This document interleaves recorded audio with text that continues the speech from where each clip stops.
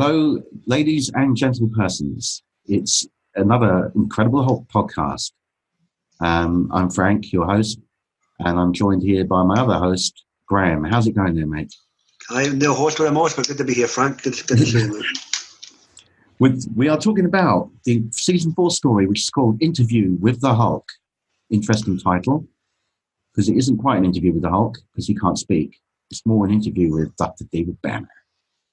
But as they are both one and the same almost, I suppose it is partly an interview with the Hulk. It starred, of course, Bill Bixby as David Banner, Lou Ferrigno as the Incredible Hulk, Jack Colvin as, of course, the notorious Mr. McGee. Co-starred Michael Conrad as Emerson Fletcher and Jan Sterling as Stella Verdugo. Verdugo, that's it. Yeah. The old bitch who wanted money. Written by Alan Cassidy and directed by Patrick Boivrin. And as a side note here, Michael Conrad had a recurring role for about 3 years as Sergeant Phil Easterhouse in Hill Street Blues. Yeah. Great show. And he used to end every episode that he was in with the famous line, "Be careful out there," or something to that effect, which ended each episode that he was in. Almost like Crime Watch, don't have nightmares, you know. Yeah. So he was the one that always said that at the end, "Be careful out there." So, would you like to take over at this point, please, Graham? It's been several years since I saw this episode, and I sat and watched it last night. And for late on in the show's run, this is really bloody good. At this point, things were starting to really get dumbed down a bit, unfortunately, with the stuff they did in the background with the studio and obviously in the cutting of the budget. But the pot of gem at the rectum here, folks, for this one. You've got basically a down in his luck reporter and the guys that, well, no reporter, I suppose an medical advisor at one point. Yes, scientific. Yeah. The guys of Fletcher, who has a tragic past with regards to the situation with his daughter.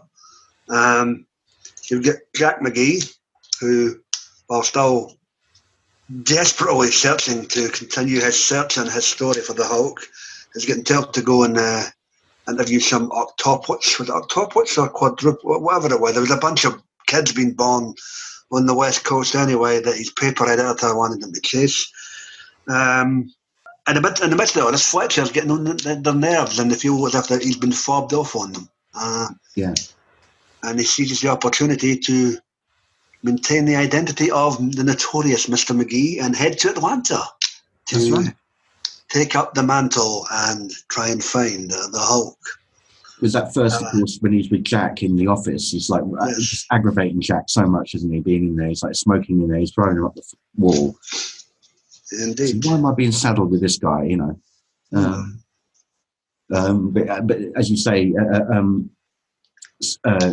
Emerson, the Michael Conrad's character, Emerson Fletcher, has been out of action a wee bit. Hasn't had a good story. Hasn't got himself back on top. He's trying to rise again and make something of himself. You know.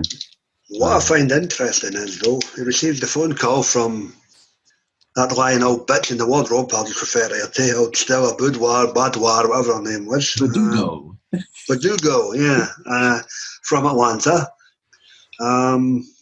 Typical 7 older gal after her door. You know, dispensing women aid to try and sweet talk people who come round to her apartment. But I find it interesting that when he arrives there, he's quite willing to. At first, he's like, "What are you talking about, you crazy old coot?" Yeah. Until he looks through the binoculars and recognises Dr. David Banner. Yes. Who should be dead. That's right. So, he clocks him straight away. So hence why the believability is a bit more real for Fletcher. Yeah. He decides to confront David and somewhat blackmail him in exchange for an interview.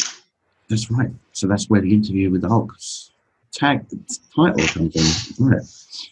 Because when she calls the officer originally, they're out to lunch. Emerson's in there.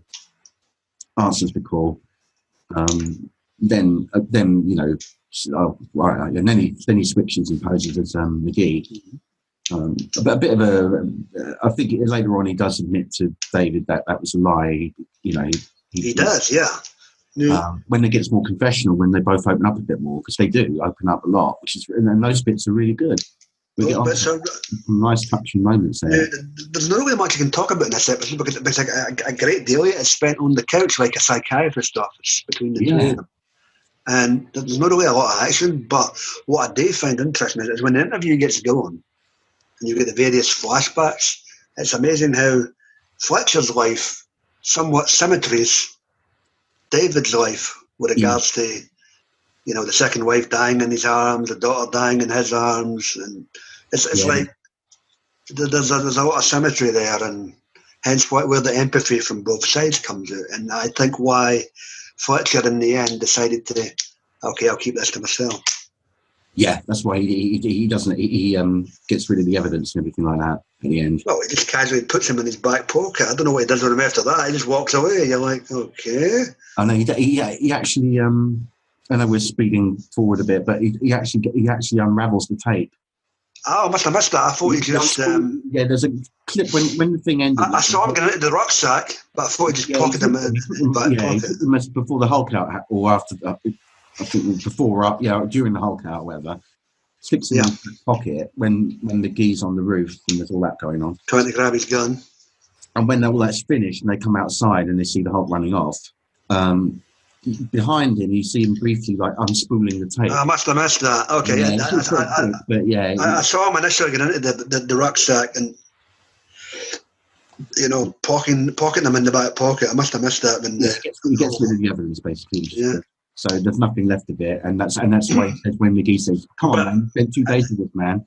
But before we even get to all this, the old lady is impatient for her dough, and quite frankly, the jig is up. She rephones back to the office, and the real McGee picks up this time. And he's like, and he gets on the scent. Then he's like, "I'm going to fight. I've got to fight." Obviously, Emerson's gone over there. Yep. There is a Hulk encounter because they hadn't had. Apparently, there was no leads for a couple of months, and it was drying up. And McGee was getting a bit frustrated. There was no Hulk sightings, and suddenly there's this one presented to him.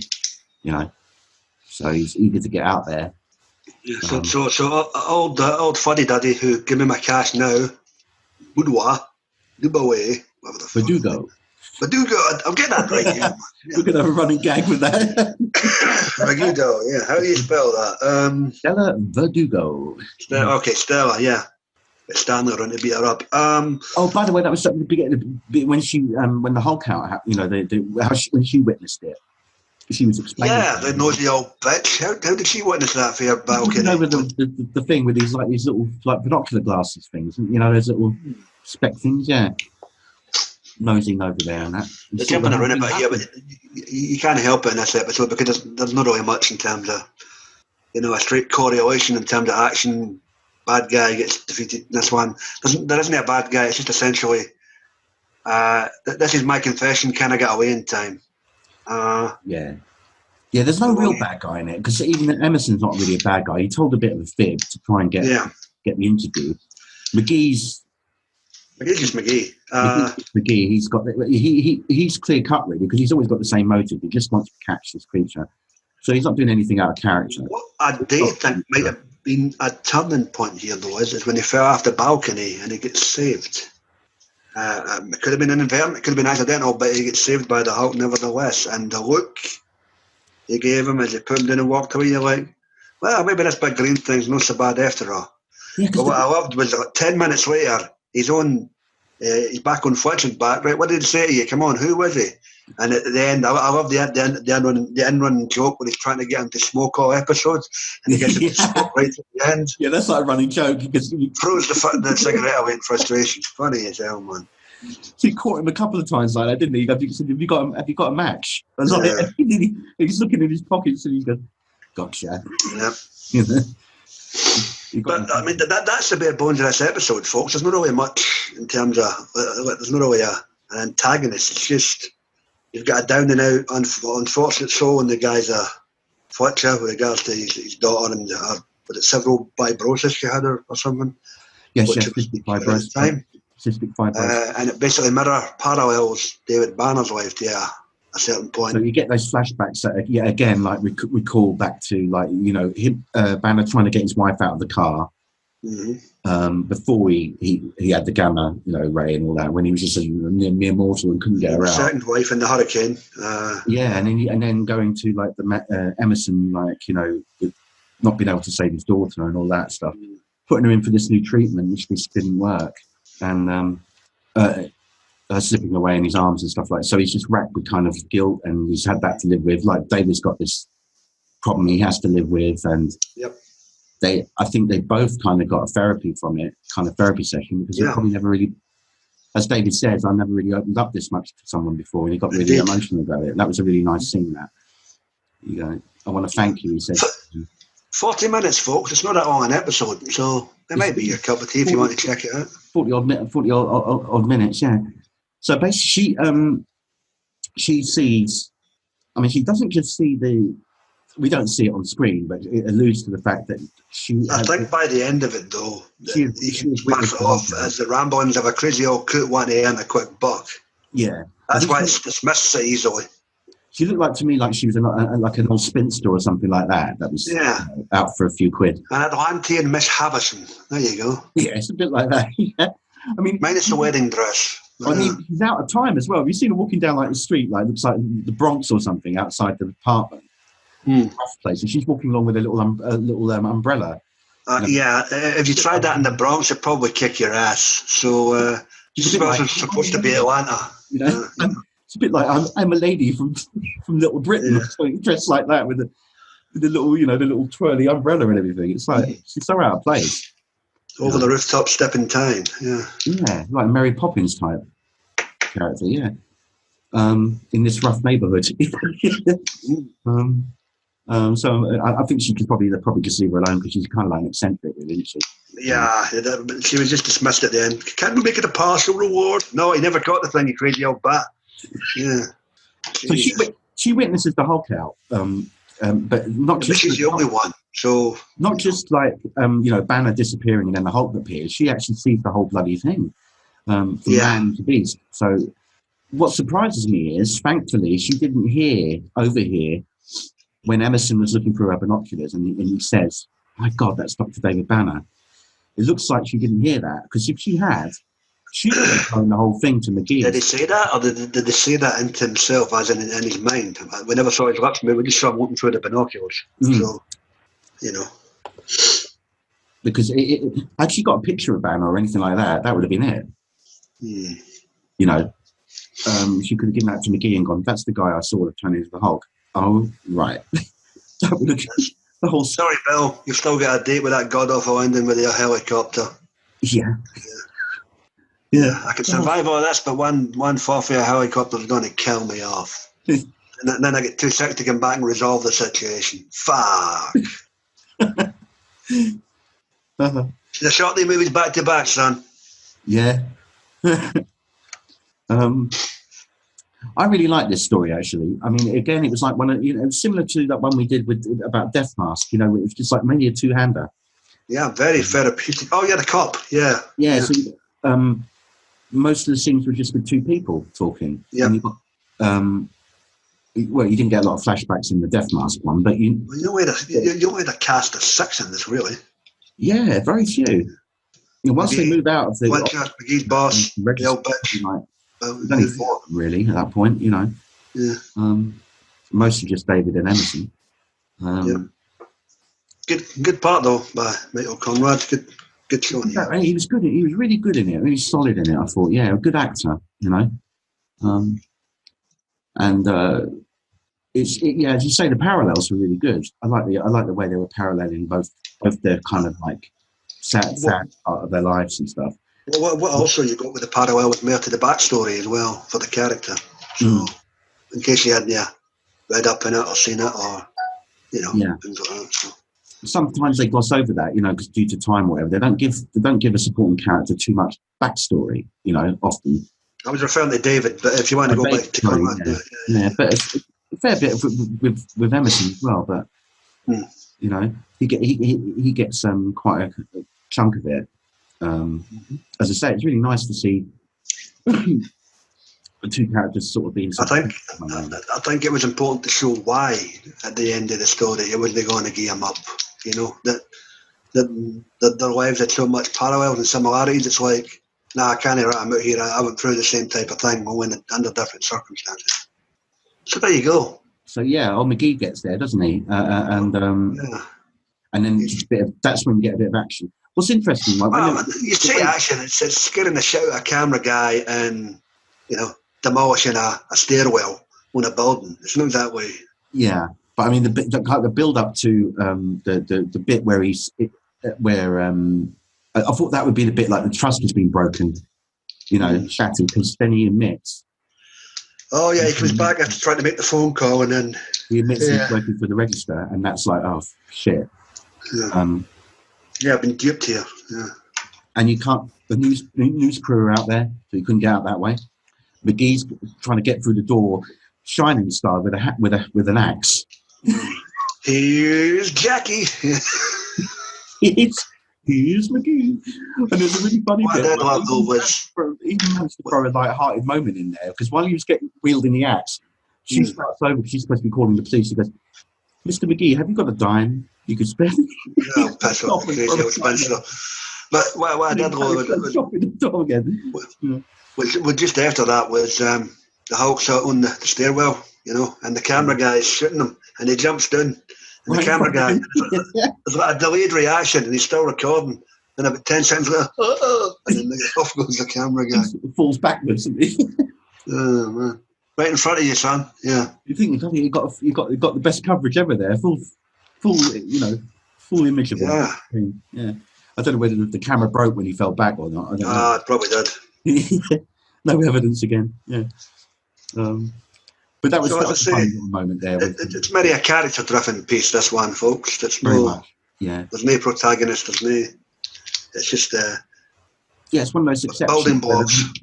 He didn't get beaten up or anything in it. He was just trying to get out, escape. It was just kind of stress. And Emerson did try to protect him. He goes, coming, they're there. He's coming. Blah blah blah. Even by the end of it, McGee's starting to come around, I think. But stops him shooting him with that dart gun. Although to be fair, had he done it, I don't know if I would have done it. I would have probably looked pretty flimsy. Yeah.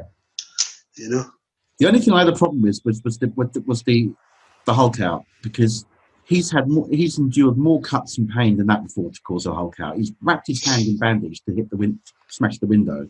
No, but to be fair, the bandage. How would that cause? It was probably a combination of I've hurt my hand again.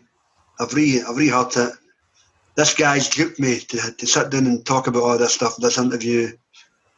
I don't know if my cover's going to be blown or not. It's probably a combination of all three of these factors. I think it was the stress build-up more than anything. Yeah. Yeah. Because McGee's in the room and he's got a gun. He's got a gun, and he's going to be found out. And he's trying to get away desperately. So I think it's more or less the combination of stress build-up, and that was just like the last little bit. Yeah. Yep. But interestingly, what they did with this one, I don't know if it was like a sort of like, I could be wrong about this, because you can never tell sometimes if they were trying to cut budget on certain episodes to put more money into another one. Maybe they were, because they did a couple of two-parters in this season, so maybe they were holding money back for that. But I'm wondering if the way that they just used old footage, like the flashbacks from previous episodes, was a way of them like cutting budget. Because he only does one Hulk out for real in this one at the end. All the other bits are from from previous episodes and stuff.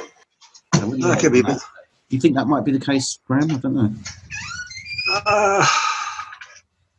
Could be. Studios are always one for saving dough. Might not be the case at all. It might not be. It's just because they've done that before. They've done these flashback things like in other episodes as well, showing like a lot from the pilot when he's explaining to someone about, the experiments. When they find out who he is, occasionally other characters do find out that he's Banner and that, and then he has to explain to them what happened to him, why he's dead, supposed to be dead, and then you see these flashbacks, the pilot and all that stuff. So I don't know. It's a good way of telling the story quickly, Yeah. exposition. Which you build on the backstory, I guess. Yeah. But anyway, I thought they did it. It was done well. I thought really well. For a small cast, Conrad was great. Jan Sterling, who played Stella Verdugo, was a bitch.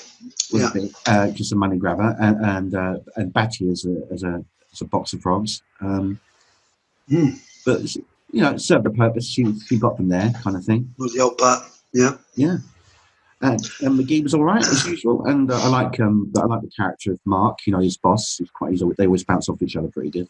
Yeah, they weren't bad together. I mean, you think after 40 years or however long has passed with him chasing the Hulk, he'd be like, "You still on this?" But no, it seems quite content to let him continue the chase, even though it tends to come back empty-handed a lot of the time. So. He never catches his prize, but yeah, he gets so close though, doesn't he? He's like a couple of feet or inches away sometimes. So Dastardly and Motley trying to catch the pigeon, Yeah, but what I liked about their relationship in this one, Boss and McGee, was they were quite fond of one another, it seemed, That was merely due to the disdain of Fletcher, though. Yeah, because even his boss goes, I'll take you out to lunch, Jack, so they've got a good friendship going there, Yeah, could help in the workplace, why not? Yeah. So yeah, all in all, mate, not bad at all. And as I say, I did like Hill Street Blues. Were you fond of that? Did you ever watch that? Wasn't a show I watched regularly. I dabbled in and out of it. Yeah, I'm not saying I watched all of it, but it was a good cop show. That I must admit, from the 80s. Yeah. Some good characters in it, and he did it for about. Michael Conrad was the mainstay for about 3 seasons, 3 or 4 seasons. Actually, one of the last character thing he did before he died as well. Last series he was in. So yes. Time's Wind Chariot. Indeed. So that was, and ever shall be, Interview with the Hulk. Very enjoyable episode. 9 out of 10 from you, folks. Oh, nice. Yeah, I would give it that as well, Graham. Actually, yeah, definitely a good one. And I love that the interplay was good. I like the parallels of the 2 problems that they both have, where they lost loved ones, and that they were opening up to one another and stuff like that. And to know that, again, a little bit different to the norm, where there wasn't actually any real villain in it or instigator. It was just a guy trying to get back on top with the story. He told a bit of a lie to get David's confidence. Other than that, it wasn't just some, bunch of thugs trying to, throw David around or whatever, things like that. Yeah. So all in all, mate, give us your closing thoughts. This is one of the better episodes of season 4 for me. Character-driven piece, but sometimes you need them. You need a break for the action, and you need to strip it back and remind you of what brought you to the dance. And this thing done it effectively, while at the same time showcasing a good guest character. So why not? Very much. Yeah, he was a really good one. You get some cast that don't quite hit the feels, but I think this fella had just the right amount of empathy in the character to be really good. Yep. And he wasn't a bad egg at all, and he had a tragic story of his own. So I mean, it was nice that they explored different things like that with other characters. Not just David, but often that two problems mirroring one another in a way. 2 thumbs up from me. Absolutely, I give the same, mate. Right there. I can't see you, but I appreciate it. He's sticking his thumbs up, folks. Yeah. Not the thumbs, mate, not any other figures. Yeah. I'm not extending any others. You're saying I'm number 1 again. Yeah. So all in all, mate, yeah, very good. I hope you enjoyed this one as well. If you haven't, I did. Yep. And I'd urge the listeners to go give it a watch. It certainly has some rewatch value if you're a fan of the show. Yeah. I think, some stories by that season, season 4, we're suffering a bit, with budget being cut back and stuff like that, I believe. And so things were suffering. But this one was a bit of a standout. It's one of the hidden 2 or 3 gems to finish the season. Yeah, there's maybe a handful in this season that will you stand up well. But Graham, thanks very much, mate, for joining me again. That was a pleasure, mate. Anytime. And Again, guys, if you haven't seen this for a while, please do. I mean, all the ones that we've been covering, are worth another look if you haven't seen them for a while. And coincidentally, if you're having trouble understanding me this evening, it's because I'm sober, so I apologise. This is a very rare occurrence, by the way. Yeah. It's only because he has to get up early for work. Yeah. But come the weekend, it'll be a different story. Yes, under the cover of night, Friday the Lights. And the cover of night, he becomes Daredevil of Glasgow. Oh, yeah. Yeah, Matt Murdock. Yeah, never mind the Kingpin, it'd be the Gin King, The IPA King. All right, guys. Thank you so much for listening. And we will see you very soon with another Incredible Hulk podcast. Until then, whatever you do, don't Hulk out. Take care, folks.